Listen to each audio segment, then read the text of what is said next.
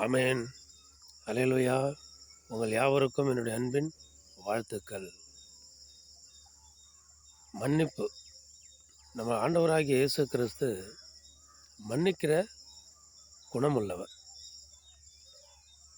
இயேசு கிறிஸ்துவே எங்களுடைய பாவங்களை மன்னியுங்கள் என்று நம்ம கேட்கிற பொழுது, அவர் மன்னிக்கிறவராய் இருக்கிறார். பாவம் செய்யாத ஒரே ஒருவர் யாருன்னா, அவர் நம்முடைய ஆண்டவராகிய இயேசு கிறிஸ்து மாத்திரமே. சில நேரங்கள்ல நெறைய பேர் விழுந்துருவாங்க பாவங்கள்ல. ஒரு பாவம் செய்த ஒரு பெண்ணை இயேசு கிறிஸ்துகிட்ட கொண்டு வராங்க. அவங்க கையும் மெய்யுமா அவங்கள பிடித்து கொண்டு வந்து கல்லெறிந்து இவங்கள கொல்ல வேண்டும்னு சொல்லி எல்லாரும் சொல்கிறாங்க. அப்போது ஏசப்பா சொல்கிறாங்க, இந்த கூட்டத்தில் நிற்கிற உங்களில் யார் பாவம் செய்யாமல் இருக்கிறீர்களோ அவர்கள் முதல்ல கல்லை கொண்டு அந்த பெண்ணை அடிங்க அப்படின்னு சொல்கிறாரு. அப்போ எல்லாரும் தன்னுடைய இருதயத்திலே குத்தப்பட்டவர்களா, எல்லாரும் பாவ குணம், பாவ எண்ணம் அவரவர்களுடைய இருதயத்திலே இருந்ததினால ஒருவரும் அந்த பெண்ணை அடிக்கலை. எல்லாரும் அவங்கள கற்களை கீழே போட்டுட்டு எல்லாரும் போயிடுறாங்க.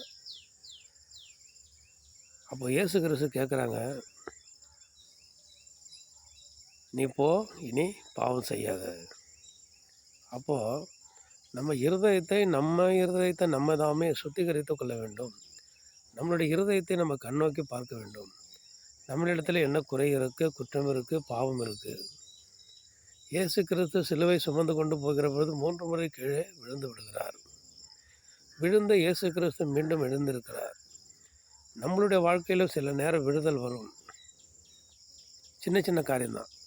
சண்டை, வம்பு, கோபம், மூர்க்கம், வாக்குவாதம், பொறாமை, இப்படி இந்த மாதிரி காரியங்களில் இது நம்ம சின்னதுங்கிறோம். இருந்தாலும் இதுவும் ஆண்டவருக்கு பிடிக்காது தான்.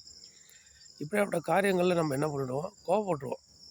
அதிகமாக மனிதனிடத்தில் வருவது கோபத்தினால் வருகிற பாவம்தான். கோபம் வந்துடும். அந்த கோபத்தினால் ஏதாவது பேசிடுவோம், சண்டை போட்டுருவோம், அது ஒரு பாவமாக மாறிடும். நாம் அப்படி இல்லாமல்